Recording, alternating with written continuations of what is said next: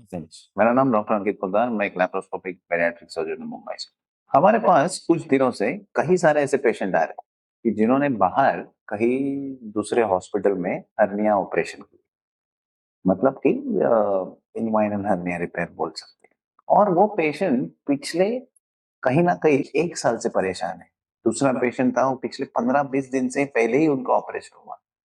उनको कहीं न कहीं एक फ़ीवर आने लग गया है और जिस एरिया में ऑपरेशन हुआ है, वहाँ पे कहीं ज़्यादा हेवीनेस भी लगता है और बार-बार ये होए जा रहा है। और जब हम उनका जब टेस्ट वग़ैरह किए, तो सीटी स्कैन में ये पाया गया है कि जहाँ पे वो जाली बिठाई है, उसके आस-पास में बहुत ज़्यादा कलेक्शन और पस जैसा। और आप यकीन नहीं मानोगे, हमने लिटरली पस जैसा पूरा का पूरा पस बाहर निकाला है और वो सारी मेश निकालने की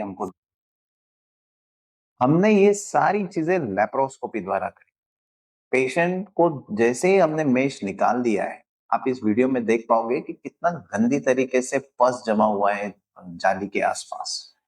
और जैसे ही हमने मेश निकाल दिया, उनका फीवर, उनका वो पेन, वो सब चला गया है। पर हमने ये सारी की सारी जो जाली है, उसको टेस्टिंग के लिए भेजा और आपको यकीन नहीं आएगा, ये जो टेस्ट में आया है कि ये टीबी जैसे बैक्टीरिया पाए। अब आप ये सोचिए कि ये सब पेशेंट में टीबी जैसे बैक्टीरिया कैसे ग्रो हो। इन सभी का सिर्फ एक ही आंसर है कि जो डॉक्टर या जो हॉस्पिटल अनस्टेरलाइज इंस्ट्रूमेंट यूज करते हैं, मतलब कि ये जो लेप्रोस्कोपी सर्जरी है, जब हम होल करके जो पोर्ट्स अंदर डालते हैं, अगर वो स्टेराइल नहीं है, तो वो जो बैक्टीरिया है वो वहीं से अंदर, क्योंकि जब अगर इंस्ट्रूमेंट स्टेराइल नहीं हो और सिर्फ उनको एक नॉर्मल एंटीसेप्टिक सॉल्यूशन में डाल के अगर आप यूज कर रहे हो, तो वो बैक्टीरिया बहुत बार नहीं मरते, क्योंकि हमको जाली उसी पोर्ट में से ही अंदर डालनी पड़ती। तो जब वो आप जाली अंदर डालते हो, तभी वो बैक्टीरिया पकड़ लेते।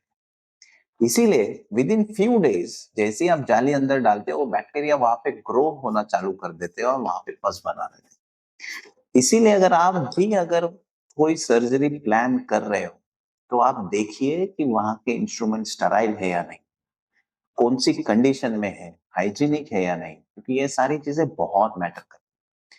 क्योंकि एक नॉर्मल ऑपरेशन अगर इस तरीके से अगर पस बनने लग जाए, तो पेशेंट के लिए ये काफी नाइटमेयर हो सकता है। तो please choose your hospital and surgeon very wisely. Thank you very much.